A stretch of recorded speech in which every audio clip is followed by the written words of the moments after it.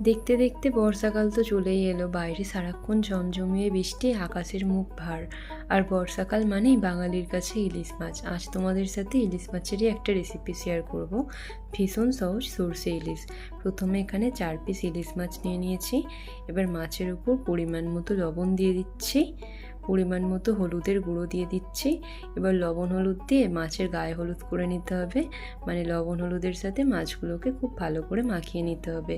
এখানে একটা বাটিতে 3 চামচ মতো সাদা সর্ষে, কালো সর্ষে একসাথে সিলে বেটে রেখেছি। তোমরা এটাকে মিক্সারেও বেটে নিতে পারো।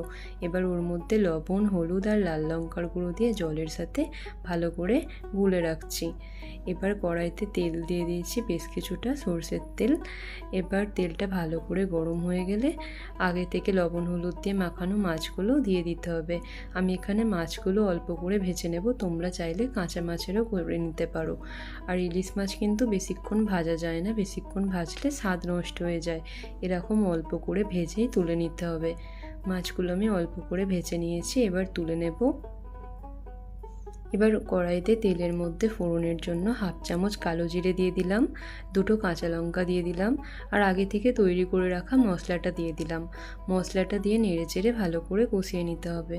মশলাটা কষে গেলে এতে পরিমাণ মতো জল দিয়ে দিতে হবে। পরিমাণ মতো জল দিয়ে নেড়েচেড়ে ঝোলটা বেশ কিছুক্ষণের জন্য ফুটতে দিতে হবে।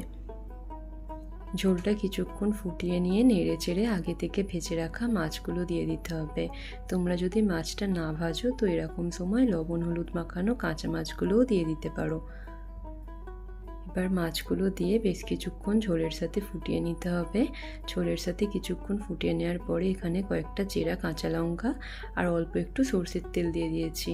তো রেডি হয়ে গেল সরষে ইলিশ। এবার এটা তোমরা গরম ভাতের সাথে পরিবেশন করতে পারো। ভিডিওটা ভালো লাগলে একটা লাইক করে দিও।